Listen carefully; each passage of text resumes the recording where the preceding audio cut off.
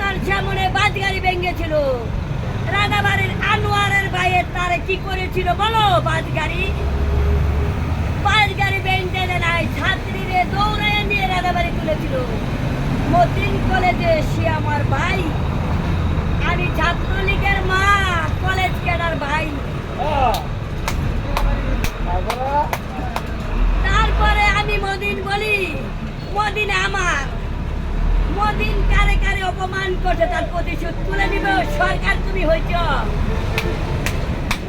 মতিন ভাই তুমি সরকার হইতে পারো নাই, সরকার হব আমার ডিলার ভাই আমি।